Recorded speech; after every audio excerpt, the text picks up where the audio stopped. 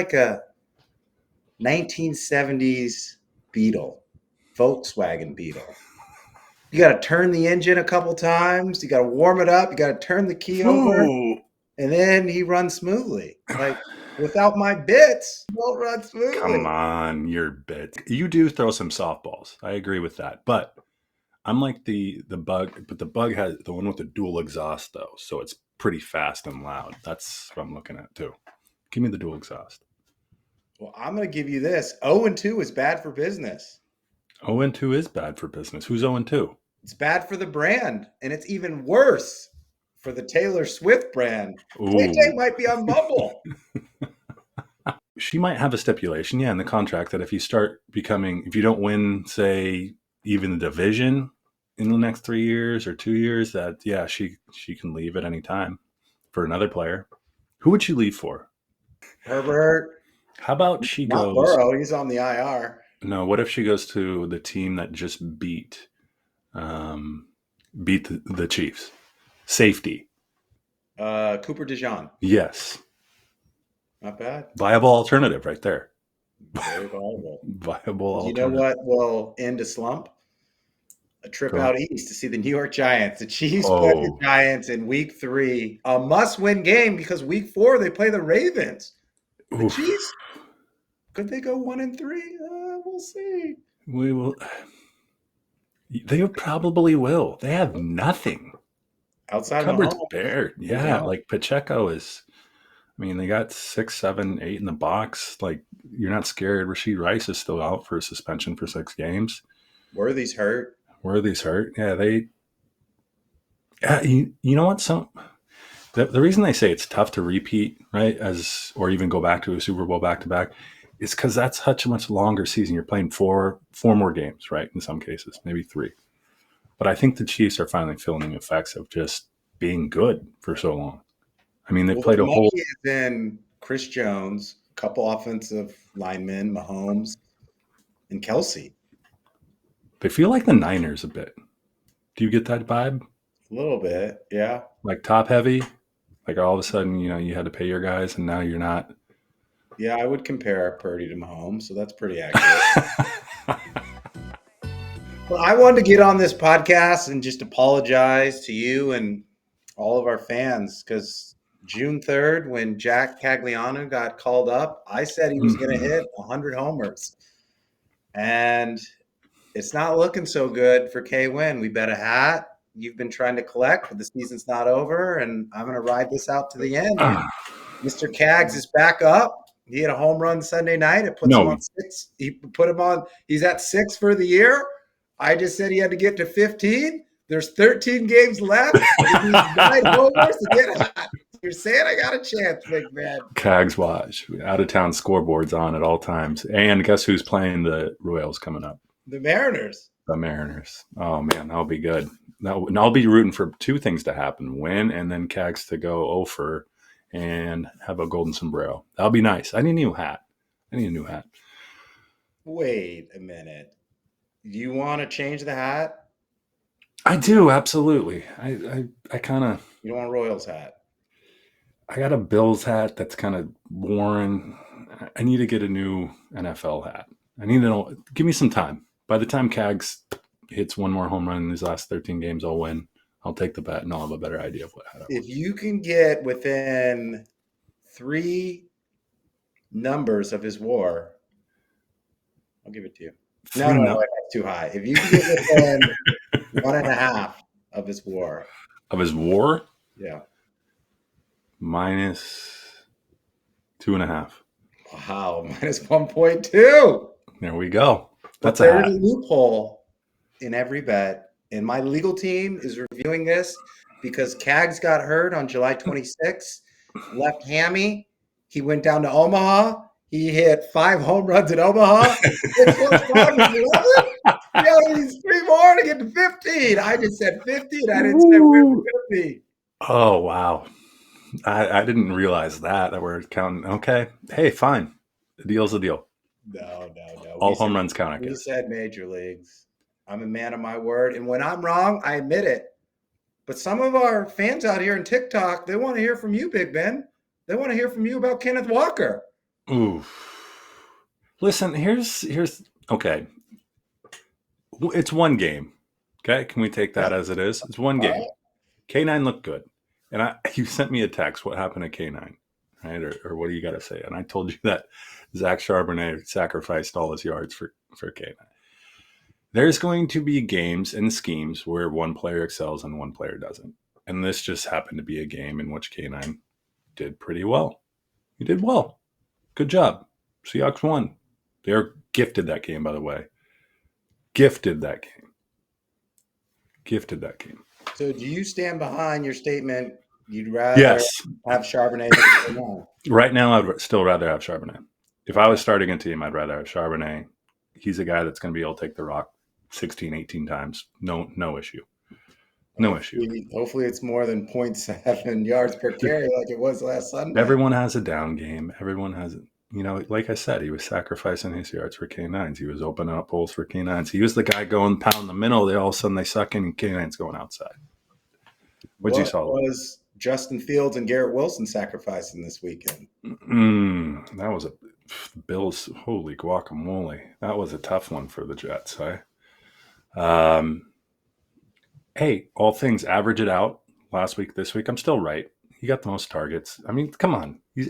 I'm still right. You're doubling down on K9. I'm still right.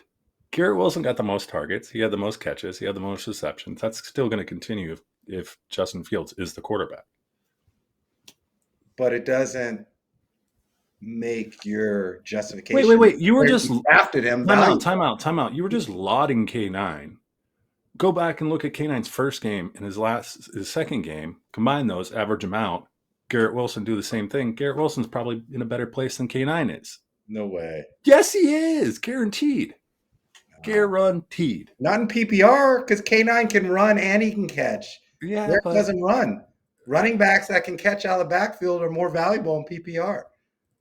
Are we talking about Charbonnet and Garrett Wilson? I thought I'm comparing K9 to Garrett Wilson. I am too. I'm just saying, as a running back who receives and catches balls out of the backfield and runs, puts up more points than a wide receiver who had like 4 catches for 45 yards this past weekend.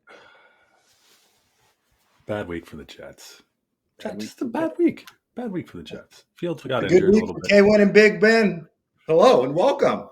Great week. Big Ben and K-Win. Each week we broadcast live on YouTube. If you're more of an audio podcast person, make sure you 5-star us, like us, wherever you get your podcasts. If you're watching this live, drop your comments below. If you're watching this on demand, we'll still check it out. Give us your comments. I'm K-Win. He's Big Ben. We talked K9. We talked Charbonnet. A little T Swift. Is Travis Kelce going to be on the waiver wire market? We might. And we might talk a little bit more baseball and some football. Where do you want to get started? I want to do NFC West. So you look at that division. There's only one loss on the docket. Every team is undefeated other than the Hawks. And someone said going into the season, like, NFC West has got it because I think we play the NFC South. Yeah.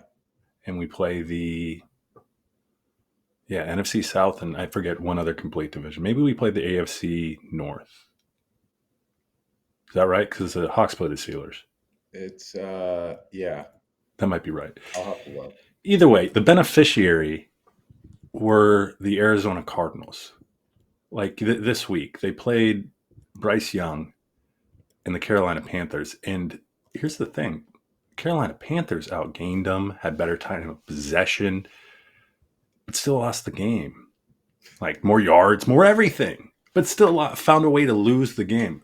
Where I'm going with this is, and I don't want to, Falcons are okay. They got Bijan. Tampa Bay won tonight. But Carolina and the Saints are not very good teams. I mean, Mac Jones just beat Spencer Rattler. So what I'm saying is the NFC West, I don't want to call them imposters yet, but I still don't know who they are. Any of the teams, Rams included. Rams are legit. Cardinals aren't. Niners and Seahawks, I think they're going to be all right playing for the wild card. but we need a little bit more time. We need to see more tape. But the Cardinals, 2-0, they're like your buddy in fantasy football who knows nothing about football, who just won the first 2 weeks. It's not going to last, man. We both know, because I just looked at the schedule. The NFC West thankfully plays the AFC South and the NFC South. So they're going to eat, and the Cardinals will remain competitive to a certain degree because of who they're playing. Agreed. There's a legitimate chance for the NFC West to get 3 teams to the playoffs this year. The beneficiary of, good schedule. A very, very lean. Gosh, Spencer Rattler is an NFL quarterback. Like that blows my mind. Going back to the days when he was QB1, like he just doesn't seem to fit the mold. Kyler Murray. So I did some research, pen and paper, no chat GTP. Gardner Minshew was in the same draft class as Kyler Murray. Kyler goes number 1. Minshew goes 6th round. Minshew is separated by 5 percentage points in terms of win-loss percentage over the time. You wouldn't think that. Kyler's only winning 45% of his games. You're not getting into the playoffs all that much with Kyler. Minshew's only winning 4. He's a backup now. Kyler's not far away from being a backup, in my opinion. Oh. How long do you let him go? 37 and 45 at that clip. I don't think it's all on Kyler. It should be on the GM and the system and the coach. I mean, he's got Trey McBride, he's got Connor, Benson, Marvin Harrison, but they still don't have an offensive line or a defensive line or a secondary outside of Budda Baker. That's true. I'll give you that. Okay. But I still don't think okay, tell me this. Put Kyler on the Ravens. Super Bowl champs. No way. No. They would still get to the playoffs. They would still be a top 3 team in the East. Chiefs, Ravens, Bills. You think so? Yeah. No. I think the drop-off between Lamar and Kyler Murray is the playoffs. It's literally the playoffs. Yes, it is. But you remember when Lamar came into this league, he was a running quarterback and he developed into a passer, and the Ravens were still effective going to the playoffs. You throw Kyler in there, he's still going to be good behind that offensive line and that scheme. I don't know if he's going to be MVP like Lamar, but I still think the Ravens, because of the culture, because of their team and their D, they would be a top 3 team. Imposter. Kyler Murray's an imposter.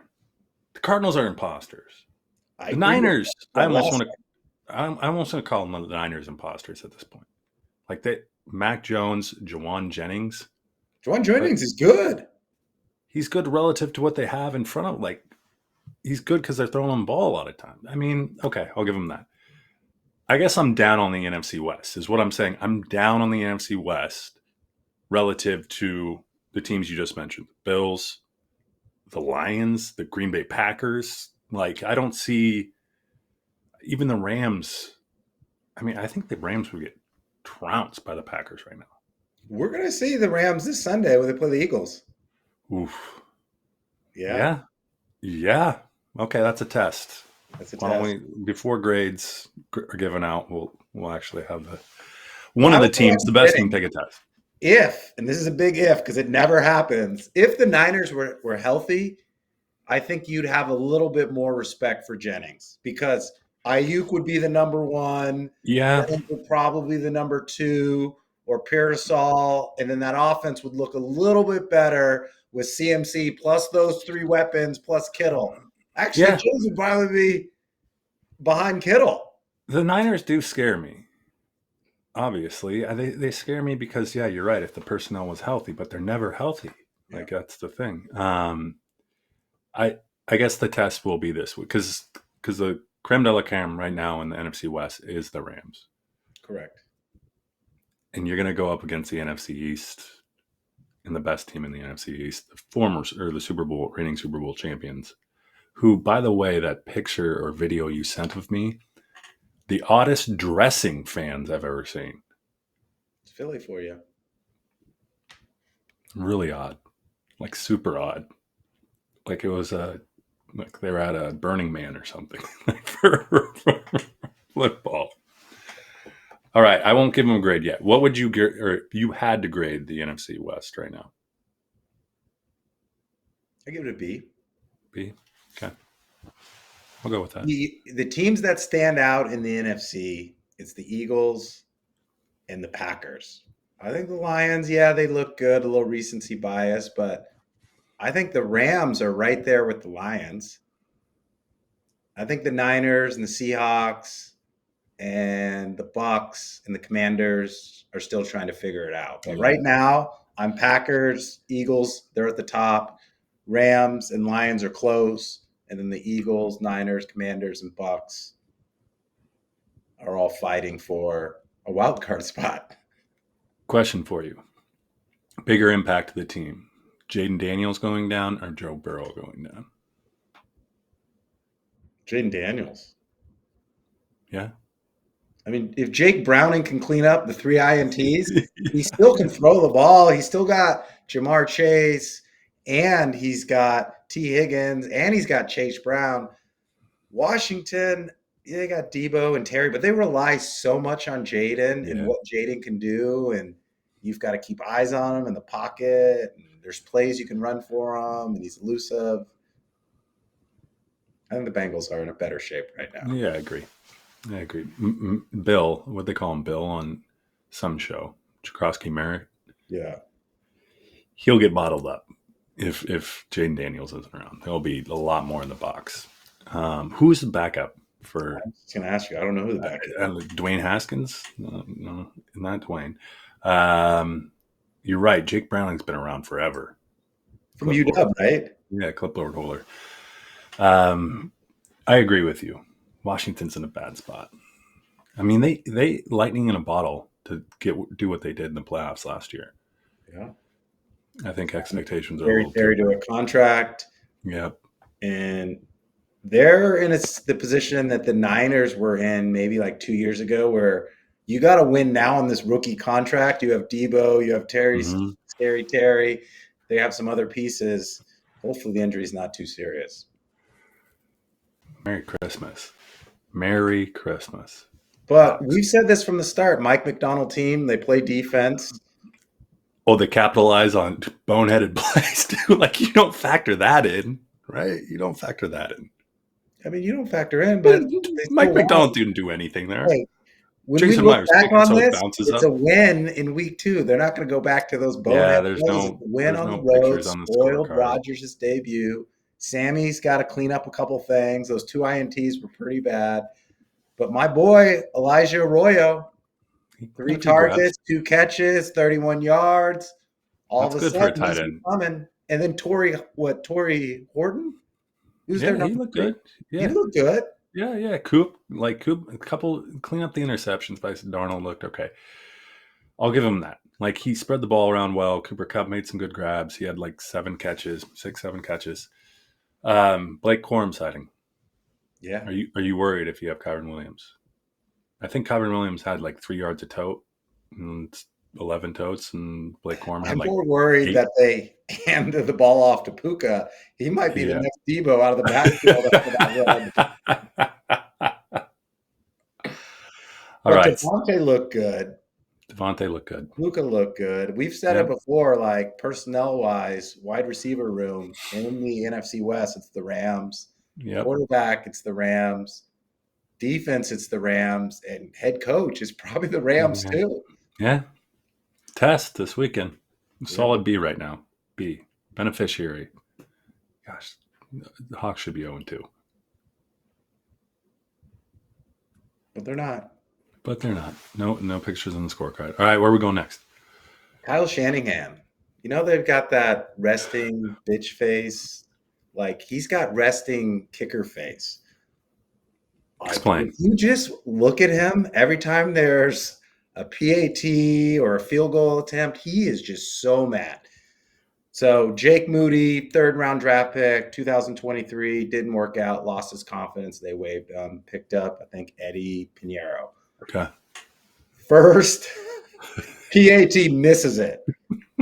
And Shanahan, like, whether he makes it or misses it throughout the rest of the game, if he makes it, it looks like someone's peeing in his Cheerios. If he misses it, it looks like he's going nuclear. Like, I don't know if he's going to make it mentally.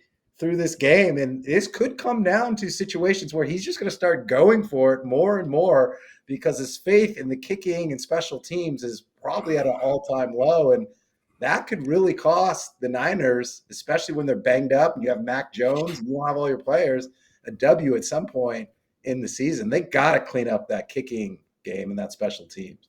Oh, this brings up so many things. You saw the inverse.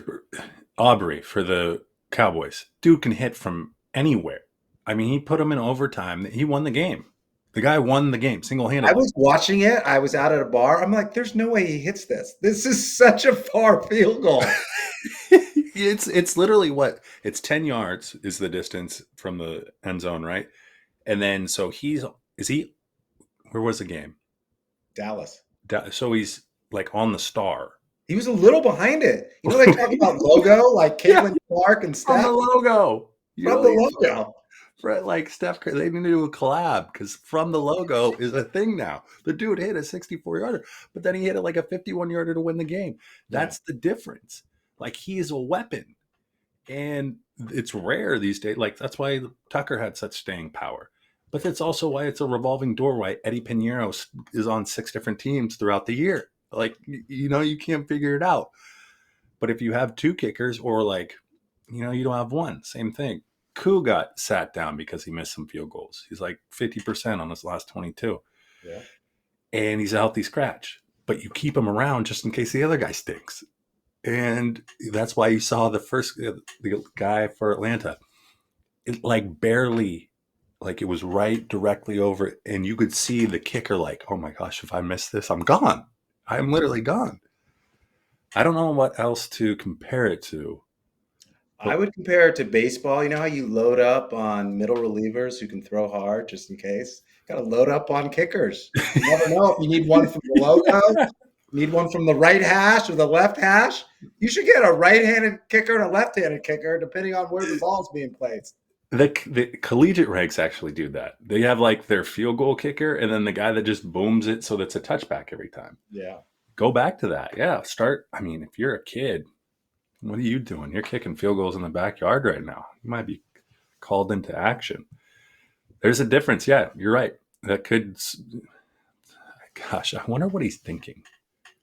You just look at him. He's so pissed. What do you think he's pissed thinking? that they have to kick. Like, I could freaking hit that. Bad's going to happen. Like, did he used to play soccer? So there's like some internal resentment against kickers. Like, I should be out there. This could be my life, winning games. Yeah. Because literally kickers can win games. They can lose games. But the point in all of this is there's so much parity in the NFL that it usually comes down to these types of plays to win games and get to the playoffs. And we're going to talk about this down the road and look back at this. Special teams is going to cause some teams to not make the playoffs or get eliminated from the playoffs. And this trickles down to fantasy too.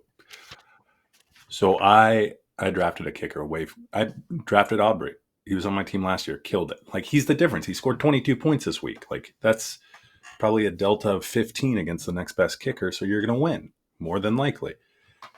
And in my other league, I tried to get him, but it got rung up to like $24 and I only had 25. I think a kicker, you're right. I think there will be at some point a shift of like kickers that can just go like 64-yarders. Because you see it all the time too. Like Butker hit a 58-yarder before, like at the end of the half. Mm-hmm. Like, you put 3 points up at the end of the half and you're getting the ball back. That's a swing. Well, it's all data analytics too, right? If they can kick further out, you can wait for your timeouts. You can be a little bit more aggressive because all you have to do is get within 5 feet of the logo. Wasn't there a Bud Light commercial where they like had all the fans blow? Like, you know, just trajectory of the ball kept going. Something about kicking in domes too, because Aubrey, like, no elements around him, right? Just rear back and hit. So kickers. Who would have thought we're talking about kickers on this pod? Eddie Pinheiro makes that's on the bingo card. He gets some mention. All right, where we go next? Couple MLB things, and we can get out. Okay. So Bryce Eldridge, San Francisco Giants number Ooh, one call up. prospect, Call was up. brought up. DH 2023, I think 16th overall pick. He can swing it. He's hitting well in AAA. But the Giants are on a heater. They've won 14 of 20 games. They're a game and a half out of the final wild card spot. And the New York Mets are pulling their best Tom Petty because they are free falling. They are scuffling. The Giants need all the help that they can get. And another bat, a little boost, a lefty who's got some pop. We'll see how this all works out for the Giants, but I'm excited. And just how we talked about 3 NFC West teams going to the playoffs in baseball, we might get 3 NL West teams going to the playoffs. Are you playing with house money at this point if you're Giants? Like, you're playing so good. Like, we probably shouldn't be winning at this clip, all things considered. Why not have your guy try to bring it home? Your number one prospect. Yeah. Tip the scales a little bit. That'll be fun to watch. I'm telling you, these last 2 weeks, what do we got? 2 weeks left? 2 weeks. Yeah. We'll be watching the Giants and Cags hit 9 home runs. No. I'm going to watch the Rangers beat up on the Astros. Okay. I hope. I think that already happened tonight. And I'm going to watch the M's beat up on the Royals, which will be great. And then I'm going to hopefully watch the Mariners beat up on the Rockies, too. I love that little Rockies. That's love the little soft spot coming. They're coming into Safeco, too. So, but then the Dodgers. That's what scares me. Last 3 games against the Dodgers. Eldridge 0 for 3. K-Win jinx. K-Win jinx. I didn't say he's going to hit 15 to 20 home runs. I just said he got called out. The fact you said he's going to do anything just jinxed it. I didn't say you should have said he's going to go over. Box score. You need to say he's going to go over. He's not ready for the majors. Blah, blah, blah, blah. I was very neutral. Set the expectations very low. I had no expectations. I just said he got called up. I'm just reporting the news. If you're relying on a September call up, I don't care if he's the number one prospect in your farm system to get you over the hump. You probably shouldn't have been there in the first place. I wouldn't say to get them over the hump. I would say to plug up a hole that you have. Sure. Because the DH, they didn't really get much from their DHs. But let's talk Cal Raleigh. He hit, his 54th home run? 54th home run. He is now tied Mickey Mantle's record. Yes, and he made mention. By the way, there's you watch a game. We have a streaming service called Fubo that carries Root Sports. And so you get commercials, local commercials. You know this. You work at Google. And Cal Raleigh now, he's got at least 4 different plumbing services. He does 4 different. Cal, I don't think Mariners fans will realize that the season he's having until it's over. Like, he talked about Mickey Mantle being a god, and he's like, which he is in the game of baseball. So for my name to be even mentioned with his and Johnny Bench, like, it's a fairy tale season for him. Yeah. Starting with winning the home run derby like he did. Yeah. No one gave him a chance to win the home run derby. His dad was pitching to him. His brother was catching. Like, the guy is having a dream season. Like, I don't know what deity he's a part of, but like, something is just on him this entire season, because you didn't sniff 40 home runs. No. And to do it from team is with other greats. It is. Junior has, I think, the single season record at 61 or no, 56. Yeah. The Mariners, yeah. But the thing is, like, all these other players had trajectory, right? Like, you were like, oh, yeah, this makes sense. Cal, it's been like, I don't know, rocket ship. A torpedo bat? It might. No, come on. Let's not throw any asterisks around. But there's nothing wrong with torpedo bats are legal. They are absolutely. But what I'm saying is, like, there's literally no one. He wasn't a household name even going into this. Griffey went like 42 home runs, 40. You know, like, there was some sort of snowball effect. With Cal, it's just been like, who is this guy? Where's he from? And how is he doing this? Yeah. And we signed him this year. Well, and he's paid off in spades. So better hope you make it to the playoffs. Don't waste this season. like, oh man, it's if we get a home playoff game, I don't know, I'll mortgage my house to go sit in the Diamond Club. You should be thinking about winning a series, not a home. No, playoff. I just want a home playoff game. Don't get ahead. Don't just pump the brakes. If I'm driving my little Beetle, like I just want a home playoff game. Because gosh knows, a 3-game set where we're on the road doesn't bode well for us. Doesn't bode well, K-Win. Could you imagine You'll play you, one more. Wheezy, and Cal Raleigh in that Beetle across the country? We need to get out of here. At Big Ben Kwin _ anywhere you get your social media, X, TikTok, Instagram, Facebook, YouTube, and follow the Discord. We're on Discord now. Each week we broadcast live on YouTube. Make sure you 5-star us wherever you get your podcast, thumbs up, and give us a great comment. We'll still keep coming with these hot takes. We may fall on our face. We may look great. Jac Caglianone might be the next Kent Herbeck. Here's the requirement for the preemptive shower. You know the shower before, you know that you're going to shower at night, so you don't have to shower in the morning. Yeah. The only requirement is your sheets have to have been washed in the last 7 days.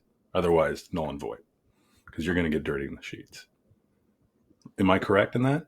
Wait, you're showering at night and in the morning? No, I'm saying you don't have to shower in the morning if, and only if, your sheets have been washed in the last week. You shower at night, go into clean sheets within 7 weeks, and then you don't have to shower in the morning. 7 days. Not 7 weeks, 7 days. How often are you washing your sheets? It depends on how much you sweat in bed. Well, exactly. I mean, Scream. Now it's I'm struggling in the morning, K-Win, to get a shower in, like a good shower. So like you shower at night. You don't have to shower in the morning. Thank you. That's what I'm saying. It should be. I don't. Is it acceptable though? Like, if you wash your sheets once a week, it is. Okay. Thank you. All right. Keep that train going then. Yeah. Shower at night. Pop up, ready to go. I wear a hat anyways. What does it matter? Let's do this.